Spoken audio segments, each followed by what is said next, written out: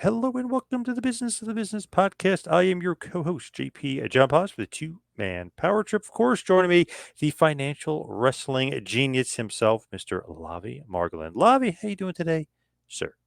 Hey, John, I'm doing well. Not as young as I used to be, so still recovering from my trip to Brooklyn to Bloodsport, although it was good and looking forward to reflecting on that. But before we get into that, I just rolled in on YouTube to a WWE produced documentary from a few years ago that wasn't that great, but being episode 193 of our podcast, John, I have a trivia question for you.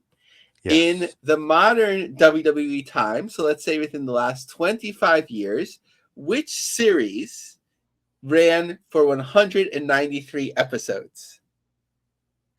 Wow. That's a good question. 193 episodes. Wrestling Challenge, maybe? I would have guessed that as well, like something in syndication. So it just so happened, just a coincidence, that I was watching this just a couple of days ago. ECW on Sci-Fi. Oh, shit. Okay. Wow, they had 193. I didn't even think they had to get that many or got up to that many. I know exactly. It was like after the first 6 months, everyone was like, "Okay, I've had enough." Yeah. Um, but it kind of it dragged along, and then there was NXT, which seemed to drag along forever. And they would have those seasons that would, like they didn't have specific episode Yep. limits or something like that. And it sort of brought us to the modern day NXT. So thank you, ECW on Sci-Fi, for getting the ball rolling. And next week we're gonna crush your record. We're gonna surpass Yes. that. Yes, we're beating them. So, what about Bloodsport, though? What about Joshy Barnett? So I was ready to fully embrace the experience on Sunday. My family went out. They saw a little local play, so I was like, I have a little bit of time. Brooklyn isn't too far from me. So I started going down the YouTube rabbit hole. I watched a little bit of the Josh Barnett Bloodsport. So some Masha Slamovich on there, a little bit of Josh Barnett, but then I started going down different rabbit holes. I think I mentioned on the show before, I'm a UWFI fan. So Hmm. some of that, especially like when they syndicated or at least aired in certain countries, the Bushido English version. So I was in the mindset. So went down to Brooklyn. My second time at this venue, the Brooklyn Intermedium, which is a refurbished theater or hall, I guess you could call it. Second row seats, and really enjoyed the show. Of course, you had the WWE presence. You really had, and a fan had a sign that was like, "This is the real Forbidden Door." And actually, Brett came out to take a picture of the that poster later. But it was interesting that you had so much different talent represented. I think it was smart in terms of the way the show was paced, that it was actually over in less than 2.5 hours. Because that's that type of style, that shoot style wrestling, it doesn't lend itself to like a 3 or 4 hour show. The matches are shorter. With one major exception, sometimes the matches feel repetitive. We'll get into that Akira Speedball Mike Bailey match if we can in a moment, but just really an enjoyable style. I guess, like, not to critique each match, but the Creed brothers certainly were huge standouts. Uh, Masha Slamovich, you have Shayna Baszler, the Queen of Hearts. She gives a very impassioned speech. It's a little bit awkward. I'm not sure if that's her WWE personality as well. It's like a kind of like a little cheesy intensity, but she really means it. I think she's participating in this because she wants to, and she's a huge fan and wants to give back to Josh Barnett. But Barnett puts himself on the card, and he faced Bad Boy Tito, and that was like a little bit, he's about our age, so I don't want to say he's old, but and I had never seen him before, even in MMA, so it was cool to see, but a little bit out of the younger people. And there, John, I'm not sure if you saw the clips of Speedball Mike Bailey against Akira. No, I didn't. Any good? Yeah, so it was this. The other things were mostly grappling, right? So here you had this intensity, sort of like quick Sanchow or kickboxing, if you were to think about it, like sort of like a real fight, and it was very quick, very intense, and it was Akira that actually bled hard way around the eye, and the match was stopped, which I was like fascinated by, like taking place in New York with the New York Athletic Commission, and I hadn't seen much of either person before.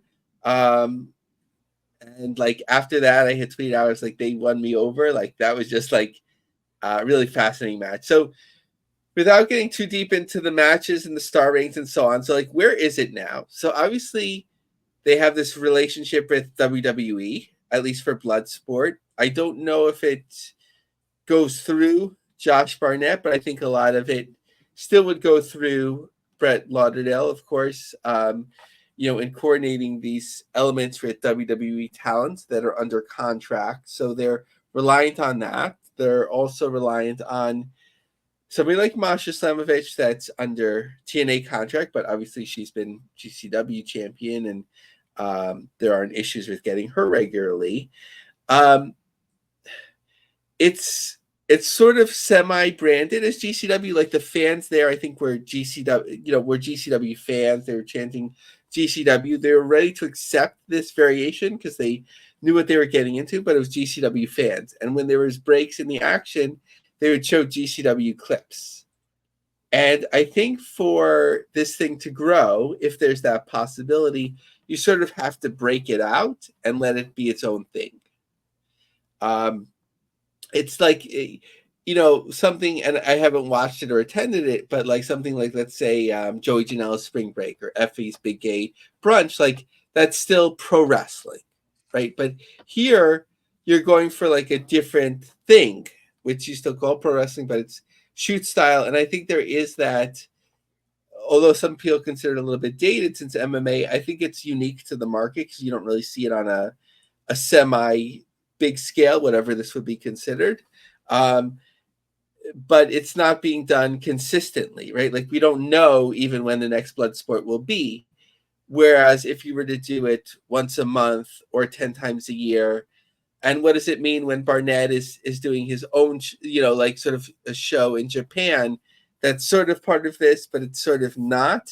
So we spoke to Brett Lauderdale last time, and it was sort of like, my impression was sort of like there's only so much capacity to do this. So kind of figuring out like how successful this has been, meaning that what's the interest been on Fight.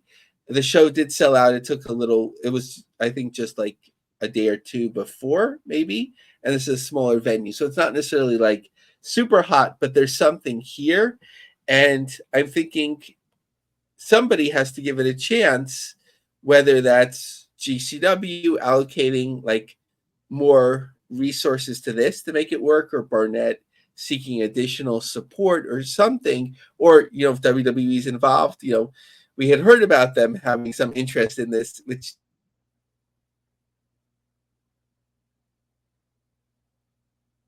maybe to make this work a little bit more, to grow it. What do you think, John? I'd like to see some more of it, but maybe we know when it's going to be, type of thing. Like you said, like, hey, Bloodsport 12 is coming up, and you know when it is. So yeah, that is kind of interesting. And was the one in Japan, was that technically a GCW show, or that was not a GCW show? No, I don't think it had GCW branding. I think it was called Bloodsport. I don't know if it was called like Josh Barnett's Bloodsport, but it sort of stood on its own. And I'd have to go back, and everyone could go back and look to see, like, on Fight, is it I think it was a separate pay-per-view. I don't think it was like a Fight Plus under GCW's branding. And I haven't looked this up either. Sorry, I didn't do my homework well this week, but I don't know if you could copyright the term Bloodsport, right? Because I think it's even the name of a movie, right? But Yeah. Josh Barnett's Bloodsport, maybe you can. And I'd be curious, like, who owns the trademark or copyright for that sort of thing. And I did buy, and this is, I think, indicative of part of the issue. I bought a GCW hat at the show, so they got my money for that. Yes. But there wasn't much Bloodsport merchandise. From what I noticed, there was a Bloodsport 10 shirt, but that didn't make sense for me to buy because this was, I think, 11 or 12. But, that sort of thing, like, changed the feel of it. The talent came out in their wrestling gear, as far as I know. There might be something like, again, I'm a UWFI person, so sometimes you can't always go backwards, but like maybe there should be like special gear that's just for Bloodsport. Obviously that costs money, right? But if it's like basic gear, maybe that's the way of doing it. Maybe if everyone doesn't come out under their country's flag, maybe like a symbol or flag that relates to the wrestler, and to have like a second accompany them to the ring. I did like at the beginning when all the wrestlers did come out and they'd be like, this is match 2 will be this person against this person, and everyone stood in the ring like opposite each other. So that was cool. So there were, and obviously there's no ropes. So there were things that distinguish it to really give it that shot, which could go for more or could sort of like take it a step back if it's not as connected to GCW. But like to give it a chance, it sort of has to have the chance to fly and break out a little bit more on its own. I like that. Now, what else is going on with them? Like, it just as far as what's going on as far as some controversy, will that controversy affect any sort of WWE dealings? Because obviously WWE had a lot of talent on their show. So is any of these recent controversies going to affect them in any way? Yes. So I've sort of been gathering based on what I'm seeing on X, and maybe this is just indicative of like what somebody on the outside might gather. So definitely open to certainly attempting to avoid any misrepresentation of facts, and any corrections are more than welcome here. But from what I gather, there was somebody that's like has been granted access to take photographs from ringside, not like a not an official photographer for them or something like that. I believe that their branding relates to Kings Road, and they were taking pictures of some of the women, the female talent, and I didn't see any of the clips or reels, I believe, that were posted to Instagram, but it seemed inappropriate. And I think one of the talent, of course all their talent is of age and so on, but one of their talent we know is quite young, who's just like graduated high school. So I think she's 18 or 19, something like that. So from what I understand, the clips related to that, and then people were understandably upset, and Brett had come out and was tweeting that how could they know sort of in advance, and once he knew, he banned the person, in so many words. I don't think they were hired, so I don't think you say they were fired, but sort of banned from doing this. And then I didn't see what led to some of these people tweet, they're not like subtweeting or something, or sharing what somebody else says. I saw Brett had said like, Brett has very young children,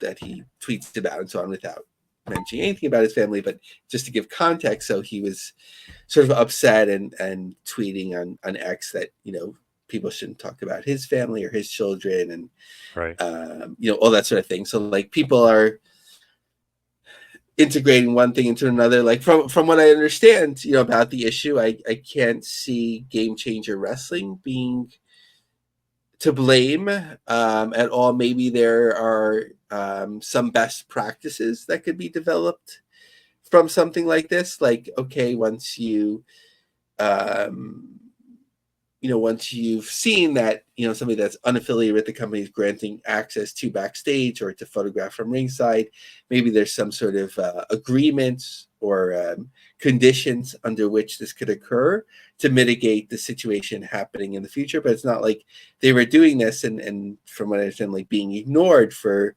months or years. It was something where they very publicly shared things in an inappropriate manner. And then the person was let go, and then the company took heed for it. So what's going on with them as far as some other shows? I know Asbury Park is coming up. I'm hoping to go to that one. Cool. So definitely looking forward to getting your feedback on that if it works out. So they are. This will have occurred most likely by the time you hear this, but in Cleveland, there'll be a Temple Live.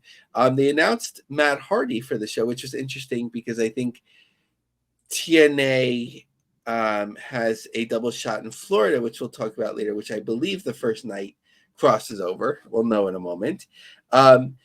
He was just announced at the last moment. So I think it was 525 tickets, according to WrestleTick, a little bit more than 25 hours out from the show. So they moved 25 tickets in a day, but I wouldn't say like, oh, Matt Hardy only moved 25 tickets because it's just a day's notice. So we have to see, if things pick up and maybe if he had been promoted earlier, to see how that would pick things up. I believe he's scheduled to go against Nick Gage, who has been off a number of shows, recovering health-wise from whatever he had been managing. So that was that. Then Atlantic City, we'll learn about. Then 8 days break for them before they do a triple shot in Japan. Interesting that the DDT show in Croken Hall that they'll be doing will be streaming on what's it called, Wrestle Universe, which is sort of like a nice trade-off, because when GCW does the shows, the collective shows, and DDT is on there, they are able to do that on Fight. So a little bit of a trade-off there. LA on August 17th, Salt Lake City on the 18th, Atlantic City for a double shot, their traditional end of summer shows, Chicago at the end of the month, then some involvement of Insane Clown Posse, which makes sense, in Detroit and Harpo's, back from Detroit to Rochester on September 15th. September 20th, now they're starting to run the Philadelphia area regularly again with their deal with Harrah's. The following day, September 21st, in Hartford. In mid-October, they're back to Atlantic City. So that's interesting to see, because Atlantic City hasn't been doing tremendous from what I gather recently, just looking at Eventbrite. So you have the double shot at the Showboat. Then the following week, Denver, Jefferson County Fairgrounds. I'm not sure if that's a new venue for them. October 19th in LA again. November 2nd in Honolulu, which we talked about. That's a 600 seat setup. Back to the Louisville, where they sold out last time on November 14th. And November 15th in Sauget, which is the St. Louis market, at Pop's nightclub again. What is going on with Ring of Honor, by the way? Because you had a funny tweet about it. Yes, I was getting I felt bad. I felt like Brandon Thurston, like 1% of Brandon Thurston for a moment, just when he tweets out anything about the ratings, or WrestleTix when they tweet out an attendance and people don't like it or they like it too much or whatever, and they were just going crazy. So I DM'd Brandon about it. He's like, I don't read any of those. I never read any comments. I was like, oh, you're smart. Good. It was bothering me, so like I shut off the comments, and then I was blocking people that were retweeting it and saying mean things or whatever. Okay, so what's the context of all this? So there was a Ring of Honor press conference, and Brandon Thurston of WrestleNomics clipped it, and he said that Tony Khan said that now they're thinking maybe there'll be an AEW Ring of Honor, and there's the potential for airing ROH programming if they can work it out as part of the Warner Brothers Discovery deal. And to say that by calling it AEW Ring of Honor, it gives like more gravitas or significance to the show. Like when they had AEW Dark, there would just be matches. So here you're sort of connecting it to things. People can go for belts and so on. But to me, it's a failed experiment. When we think back on the modern history of the last 40 years of pro wrestling on a national or international scale, actually, let's focus on North America, because perhaps the Stardom brand under New Japan Pro Wrestling will work out well. Some people feel that it's not going so well business-wise, but I don't have a deep expertise of that. But just in terms of knowledge of North America, right? Like you had, what was it? Crockett bought UWF. WWE bought WCW. They bought the assets of ECW. Like when have you had a sub brand that you bought from the outside succeed? The closest example is NXT with WWE, but that was internal. So I wrote IMO. So in my opinion, if you love Ring of Honor, you'll let it go. AEW's branding is weak right now, and it cannot sustain a sub-brand. An occasional nostalgic pay-per-view or TV episode with an ROH theme, so I was thinking every like 2 or 3 years, would probably be the best way to capitalize on the name at this point. So I didn't say kill it. I said just don't like drag it along this carcass of a brand that you're not, maybe they are putting a lot into it, but it's, it's taking away from what you need to do from AEW, right? Whenever you have a certain number of staff, you can only split it so much. AEW has its own issues, and people are nostalgic for Ring of Honor if you let them miss it. So that's why having special shows or special branding every few years, in my opinion, would be the best way to go. Okay, that's fair enough. I can't disagree with you there. Now, as far as WoW, we always were talking about WoW. I feel like maybe they fell off a little bit lately, but what's going on with the women of wrestling? So 2 big pieces, I guess, to focus on. The first, I'm probably like the most excited person in the world to get this, because as we were talking about on the show, John, we were saying like last time they taped in a higher profile venue, and then this time they're in Glendale, California. So what's going on? So it's actually very thematic with what's going on with pro wrestling now in North America from the top. There are all of these state or city, municipality, chamber of commerce incentives to, like, it used to be before, like, even if WWF ran in Madison Square Garden, like, they'd be like, okay, like, they're not necessarily highlighting it. New York isn't like highlighting it or thinking about it. Sort of like, okay, guys, come in, go out. Like it's a little bit embarrassing. But now, like, all of these places are like, they want to work with like pro wrestling companies and give them incentives or money. I don't know the specifics of this deal here, but let's go into some of the details from a Crescent Valley Weekly article.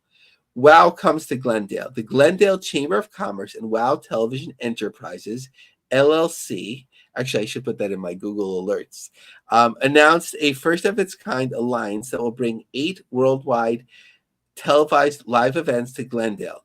Kicking off on Friday, August 2nd, Glendale's state-of-the-art movie and television studio, East End Studios, will host the high-flying WOW's superheroes as they battle in the ring. We're excited to help facilitate the support of our new member, WOW, and this fun, family-friendly entertainment for our community of business and families, said Judy Kendall, President and CEO of Glendale Chamber of Commerce. While we continue to support the growth of our business community, we'll work with WOW to bring valued financial support to our community, charities, and nonprofits. Glendale is a special city that represents a commitment to diversity, equity, and inclusion, DEI. The foundation mirrors that of our athletic roster of WOW superheroes, said David McLean, CEO of WOW. With our new membership in the Glendale Chamber of Commerce, we are working with local organizations and businesses to bolster our events and identify charities and nonprofits that could benefit from WOW's financial and community support. WOW and the Glendale Chamber of Commerce will work with community partners to create access to free event tickets and financial benefits from WOW for interested nonprofits and charities in the community. WOW, which we know who co-owns it. We know it's all women's promotion. That's 100% of the U.S. It's locally on KCAL in that area, and there's at 11 p.m. WOW events will rival a Broadway theatrical production with spectacular lighting, music, and drama playing out over 4 weeks in August, with over 50 WOW superheroes doing battle. And for the first time ever, local wrestler Armenia's own Tetevik Hunanyan will wrestle Tetevik, the Armenian warrior, right? So if you're Armenian, you have to be an Armenian warrior, right? They're always very much like ethnic branding and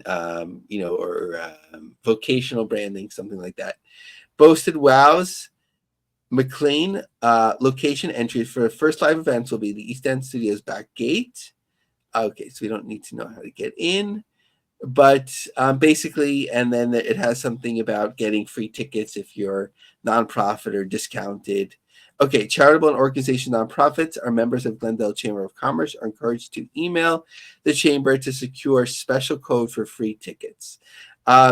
So again, multiple day tapings, while not specifically said based on the math of the number of tapings and the hours of the tapings, this could cover a full season. This could be the full season 3 taped in August. One of the 2 VIP sessions just had 3 tickets left. Last year, also, the VIP sessions were popular. There are less VIP sessions this year than last. So that's one thing about WOW. The next, which I didn't have in the notes here, but David McLean was interviewed, and he said that they'll continue to be competitive, or they will be competitive at WWE and AEW through their focus on women's wrestling. That the other promotions focus on other things or have to split that focus. So I think for them, and David McLean knows, I think, but for them, they should focus not necessarily on competing with those promotions, but if they can strike a balance of what's kind of a little bit cheesy now with, like I mentioned, with the type of characters that they have, if they can integrate some women wrestling into it that would have an appeal to people that watch women's wrestling passionately now, like fans from WWE and AEW, that might appeal more. So they've had opportunities, meaning that Tessa Blanchard, obviously there are issues there speculated on. That could have been something. AJ Lee was involved last year, but not as a wrestler. So that's something to continue thinking about. If, the demos that we had, and we haven't gotten the ratings in a while, but it was between the high 200,000s and low 400,000s, which obviously is strong enough to maintain 100% syndication and going to a third season. But I think there is room for growth beyond, I believe it was 55 plus demos to bring in to an additional younger audience and maybe some that are more passionate about this type of product. And finally, in terms of WOW, we've talked about Pluto TV and streaming a fair amount on the show, even when there was some of the guys that were involved in the wrestling channel. But Pluto TV pins down WOW Women of Wrestling channel, exclusive service to feature the organization's upcoming season 3 episodes. Free ad support streaming TV service Fast. Pluto TV will offer new and library content from the WOW promotion as part of a new dedicated channel. The WOW Fast channel will feature the Women's Wrestling Organization's original programming, including the first 2 seasons of WOW. In addition, the channel will also offer the 3rd season, as well as documentaries, The Origin of WOW and My Road to WOW.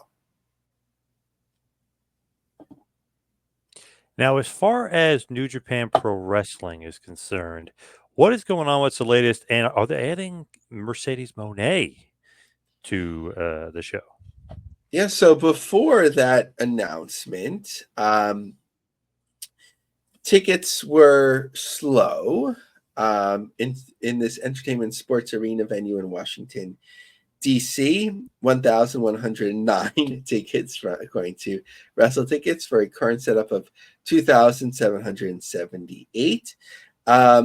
But a star for them, especially before she was on the nationals, return to the national scene, of course, with AEW, was Mercedes Moné, doing a couple domestic shows for them. Certainly won't hurt to have her on the show. I don't know if her impact will be as much as it would have been before if she was more exclusive to New Japan. Also, I don't know how well her CEO personality is captivating audiences in AEW, but certainly a huge star to have for them. And just a little note here, New Japan Academy Showcase for that there's just some general tickets remaining. Obviously, this is more to get the talent some experience and so on, but always good to note to see how things are going at any show that New Japan promotes domestically. Just an interesting side note. She announced that she is divorced and they haven't been together since 2020. I don't know if that's a surprise to anybody, but she is single apparently. I just thought that was interesting. I was like, I think everyone knew. I don't think it was a surprise, but yeah, so they haven't been together in 4 years. Just to throw that out there. But let's Yeah. talk about TNA, who seems maybe on fire right now after the 4,000 plus people, or not. Maybe I'm wrong. Maybe not. Yeah, so just a little bit of a tidbit, taking a little bit of break because we had many weeks in a row where we were sort of going through each attendance and so on, so letting that breathe a little bit, but didn't want to miss out the shows that they have upcoming in Tampa at the fairgrounds. So in a modest setup, and it doesn't seem like they took any of the reserve tickets off for sale. It looks like most of the tickets are gone. So with GA also available in the venue. Nice looking indoor venue on the fairgrounds. I couldn't find pro wrestling pictures, but I did find when they had a small circus there, and it looked good. So I think for them, it's fine. What they should be doing in terms of a double shot of television taping, not getting too ambitious. Florida works for them. I think the most notable thing is that it seemed like the Hardys had signed with TNA, and you would expect them to be on every show, but Matt Hardy is working GCW for the first night. So maybe making something from nothing, but it could have just been that there was outstanding commitment. So just something to watch. What about OVW? I feel like maybe they might be running too big of buildings right now. Yeah, so there's the two buildings, especially one that's more noticeable than others. Where I noted it, and then WrestleTix has been covering it. So talking about that first, August 31st in Pikeville, Kentucky. So 51 tickets have moved since 7 days ago. So still under 500 tickets in a 6,500 seat setup. And in Packard Music Hall in Warren, Ohio, a nice venue that I think has had a fair amount of wrestling there before, that they had moved 576 tickets in a just under 2,000 seat venue. So that's August 17th. So that's something to watch. Now, Facade, who generally tends to be all about like positivity and the neon ninja, not really a troublemaker. He tweeted out about a show, boycott that OVW garbage. We don't need their deceitful business in Pittsburgh. So apparently, and I guess we're gossips this week, but this is public information, right? That's just being shared, or opinion, that he fell for the Netflix show, which apparently he appeared on, that he didn't give his permission in such a way, and that they used it anyway. I think like the Netflix producers would have been more careful about that. So maybe there was a misunderstanding. And then, his partner, of course, Danny Moe, had sort of subtweeted him or retweeted him that, she sort of, I don't want to misrepresent it. I think that she was sort of still affiliated with them and so on. And we know that she has been, because there was that controversy, right, a couple of years ago where I believe it was reported that she got attacked in the locker room, if I understood that correctly. So they're still semi-affiliated with OVW. It's a little bit confusing there, but it was interesting to see Facade sort of speak out in that way. OVW sort of like was getting a fair amount of love from Netflix, but now when there's OVW news, people tend to take it as an opportunity to knock Al Snow for some reason. Yes. Odd that they do that, but yes. What's going on with the NWA? I know it's probably just a little bit of a quick hitter, but what about the NWA? Yeah, so we've talked about this show or shows now that they're thinking about in New York, or will be doing in New York. So from PW Insider, the NWA September house show in Queens, New York should be officially announced within the next week. There's been talk of adding a second show that weekend. I don't understand. Like, I just don't. I mean, you can do it, I guess, in a way where you're not spending that much money, but to do two shows in New York City, like, you don't really, and I'm not here bashing, but like, you don't really have momentum, especially in New York. Like, it's an uphill battle. Why? Well, let them, they can try. Now, Billy Corgan is going to be part of a show that I've been talking about a while, on Monday night, as one of the, I don't know if you'd say opening acts, because there's a number of acts which is headlined by, this is the Green Day tour, Saviors tour, at Citi Field where the Mets play. But I've never seen the Smashing Pumpkins, so maybe I'll go a little bit early to catch them as well. Nice. They are great. They are great live for sure. What is going on in the world of WWE? So, of course, we don't cover the WWE as much, but when something seems like it won't be covered as much by the other pro wrestling press or podcasts, I want to cover it here. So one of the things that we've been keeping an eye on is like CW distribution, especially with NXT coming up. So the CW is about to get a bit stronger with some of their affiliates. So this is from Broadcasting Cable. Paramount stations to be CW affiliates, including a return in Detroit. Agreements are part of broader affiliation deals between Nexstar and Paramount Global. The CW has found new affiliates in Detroit and Miami, and one looks a lot like an old affiliate in Detroit. Nexstar, which acquired control of the CW from Paramount and Warner Brothers Discovery in 2022, said it signed a new affiliate deal with Paramount's CBS News and stations that not only renews the agreement with the 40 CBS affiliate Nexstar owns, but makes Paramount-owned stations WKBD in Detroit and WBF's Miami affiliate effective September 1st. WKBD had been the CW affiliate before a recent round of corporate musical chairs that played out in Detroit and other markets. The agreement solves a problem that was developing for Nexstar in ensuring the CW was carried in every local market. The merry-go-round started when Paramount, which retained a 12.5% stake in the CW, decided to turn its 8 CW affiliates into independent stations last year. EW Scripps co-owned stations include WMYD Detroit and WSFL Miami became CW affiliates, but in April it was announced those stations would be dropping the network. Nexstar Nexstar was able to replace many of the Paramount and Scripps affiliates for stations it owns or manages, but the situation in those markets mentioned seemed to be going down to the wire because few full-power stations were available.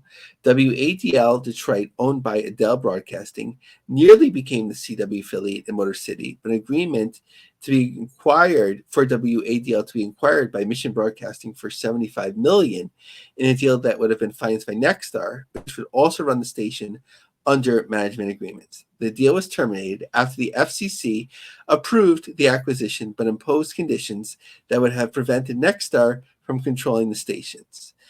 So it's getting complicated. Kind of feel like we need a scorecard there. But if you need a takeaway from all of this, is that the CW has strengthened some of its markets. We've talked about like its national footprint, that some of them were on, I don't know if I can go so far as to say low power stations, but some of them on lower profile stations. So this will help them.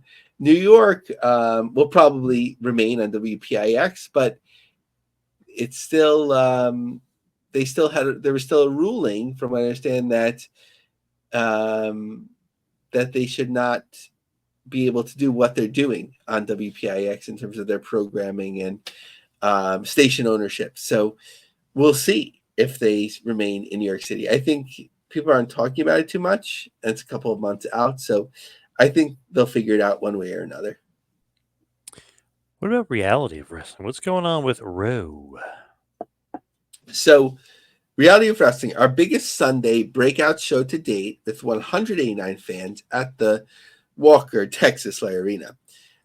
Going forward, NXT Level Up talent will be part of our breakout events. So as we talked about WWE having agreements not only internationally with some promotions, but independent promotions, of course, Bloodsport having some talent there, TNA, this ongoing relationship with NXT, and we've already seen with Reality of Wrestling. Now, NXT Level Up, John, I was trying to figure out what that meant, because the Level Up, I think, is just a tournament, but no, it's like a separate show almost. Oh, is that so how do they do that? Is that like their smaller shows when they go around like the Coconut Loop? Is that what that is? There's also like a separate YouTube show that does Level Up. So it's like the more inexperienced talent is getting reps, so to speak. Oh, okay. I've never seen that written or talked about before. So sorry, everyone. My mind is blown. So I could go to YouTube and look NXT Level Up, and there's like a sort of is it an episodic show, or it's more like NXT Dark where there's just like matches? I think it's just like Dark. I don't think there's storylines as far as I know. Okay, that sounds like my bag. That might be a WWE show that I watch regularly. I like it. I like it a lot. Yeah, it's just as far as I know, it's just on YouTube. But I know if you just go to YouTube NXT Level Up, there's ton of stuff on there.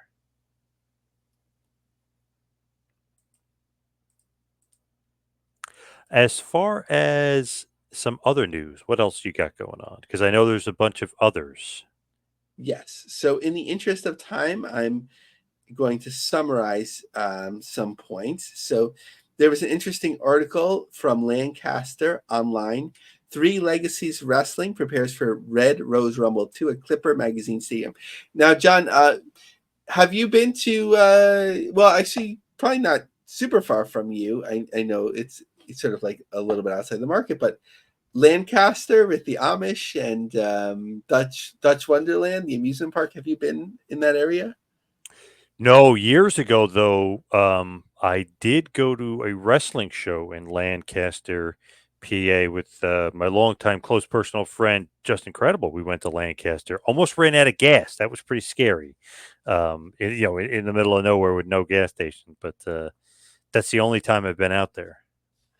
I think it's one of those, like, in my opinion, like a perfect market for pro wrestling, because there's not like there's minor league baseball and that sort of thing, but there's a fair amount of people in sort of like Northeast, so you have that like traditional WWF interest, but there's not a lot of things going on there.